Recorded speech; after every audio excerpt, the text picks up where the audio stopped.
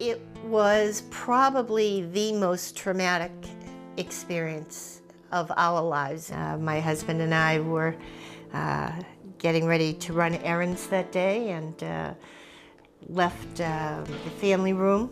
And a few minutes later, I smelled smoke and hollered to my husband that I did smell smoke. The oxygen came in and the fire just literally exploded. It exploded across the walls. We had a suspended ceiling. It was on the ceiling, singed the top of my hair. And my husband and I just literally turned on our heels and ran out of the room, up the stairs, into the kitchen. I grabbed a phone to make a 911 call. My husband's screaming, "Get out, get out." And I'm screaming into the 911 call, and the noise of the fire was incredible. The smoke filled the stairwell coming up from the family room, exploded into the kitchen, just filled the kitchen, filled the living room. By the time I was coming back downstairs from the bedroom level with my cat, I couldn't even see my husband, who was 15 feet away at the front door screaming for me.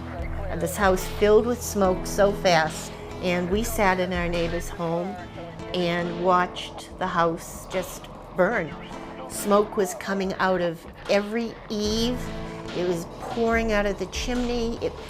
Most of the windows had already blown out by that time. One of the windows in the family room exploded, and that's how our day started. It was 9 o'clock in the morning. Within minutes of the fire engines being here, a gentleman by the name of Bob Iavino came up, and I was not handling that particular day very well at that point in time, watching the house burn.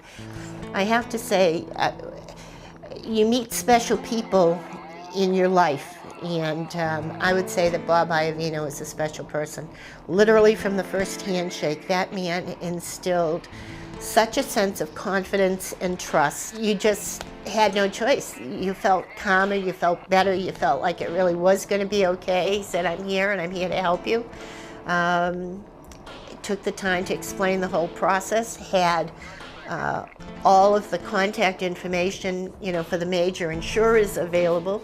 So he was actually the one who gave us the phone number for our insurer. Firemen were here for about three and a half hours.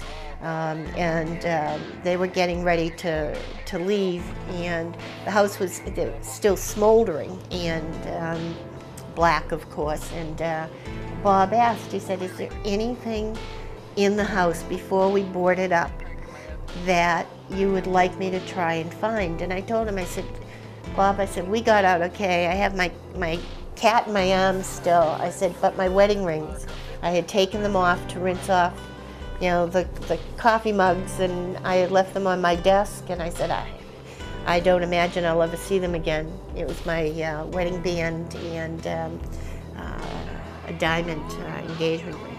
And he said, "No problem."